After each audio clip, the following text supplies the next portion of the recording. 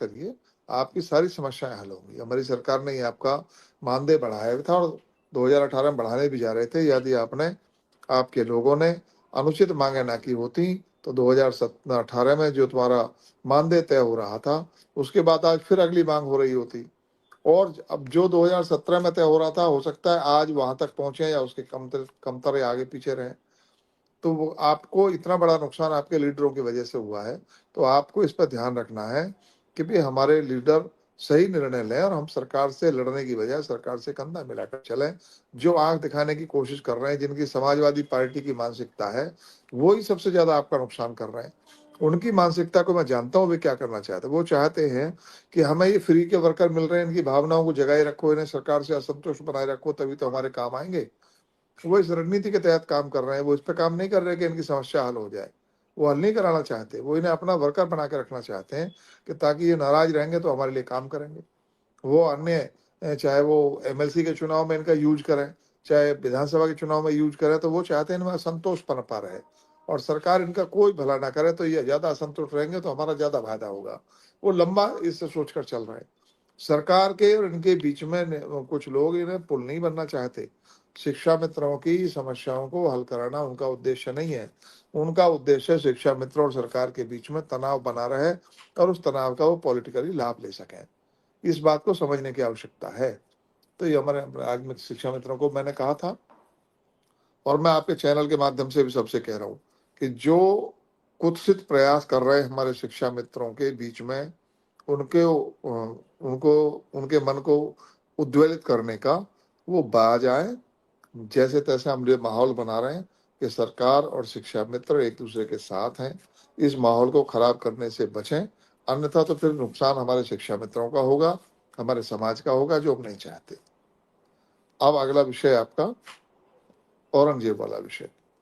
औरंगजेब वाला विषय जिसको उसको जो लोग लेके आगे चल रहे हैं या जो इस विषय को आगे बढ़ा रहे हैं, जो इसके समर्थन में खड़े हो रहे हैं, मुझे तो उनकी मानसिक दिवालियापन पर क्षोभ हो रहा है कि ऐसा व्यक्ति जिसकी यहाँ जड़ें नहीं थी, जो यहाँ का रहने वाला नहीं, बाहर से आया, आक्रांता था, जिसने यहाँ के लोगों का दलन किया, उनको मारा, काटा, उनको धर्म परिवर्तन कराया, उनको अपने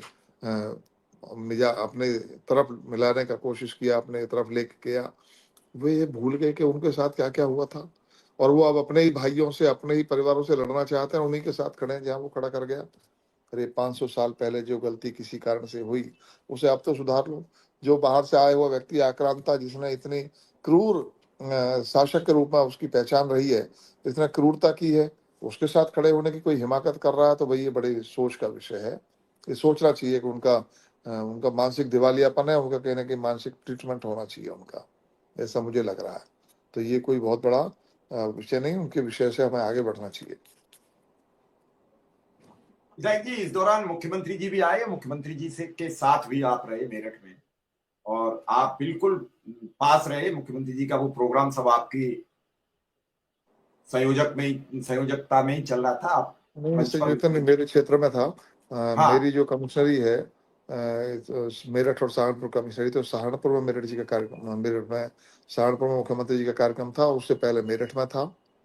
तो उन दोनों में मेरा उनके साथ रहना हुआ था। तो इसमें मैंने अलग से बात करनी चाहिए है। मैं लखनऊ जाऊँगा, वहीं उनसे बैठकर फिर से अलग से बात करूँगा। यहाँ विषय उनके बहुत व्यस्त कार्यक्रम था और पूरे दिन का उनका शेड्यूल बहुत व्यस्त था। जी। तो इसलिए नहीं उनके नहीं, वो साथ यहाँ मिनट टू बैठकर मिनट नहीं शेड्यूल सका। होता है, मिनट टू मिनट शेड्यूल होता है मुख्यमंत्री का, जी। क्यों आना है जाना है। कार से जब पहले ही सब टाइम टेबल फिक्स होता है, उसमें भी 5-10 मिनट हाँ, आगे पीछे हो जाता है। और हर वक़्त एक ही राग अलापना उचित भी नहीं लगता, अच्छा भी नहीं लगता। अब मैं देखता नहीं हूँ कभी मैं कोई पोस्ट डालूँ, यदि मैं कहीं शो व्यक्त करने गया हूँ, तो उसकी पोस्ट डलेगी, तो उस पर भी कमेंट वही आने शुरू। कहीं कोई प्रसन्नता कर रहा हूँ, तो वहाँ पे कमेंट शुरू। अरे भाई, कभी थोड़ी देर के लिए भूल भी जाया करो कि हम केवल एक ही दायरे में रह रहे हैं। जिस विषय की पोस्ट है, उस विषय पर भी टिप्पणी कर दो या केवल अपना ही विषय शुरू कर देते हैं। 24 घंटे एक ही विषय, दिन हो या रात हो, एक ही विषय पे काम करेंगे, एक ही विषय का फ़ोन करेंगे, बात करेंगे। ज़्यादा क्लियर नहीं कर रहा हूँ, समझ जाएँगे जो आप लोग या नहीं नहीं, दूसरे लोग मैं समझ मैं जाएँगे मैं, मैं मैं क्या कह आपकी भाषा समझ रहा हूँ। अगर किसी मौत की पोस्ट है तो कम से कम शोक संवेदना व्यक्त कर दो।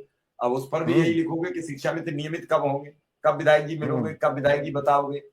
तो कब इस मानदेय समय बढ़ेगा, इतने दिन हो गए, कब तक हम जो धैर्य रखें, कब क्या होगा। अब ये तो देख लो पोस्ट किस संबंध में है।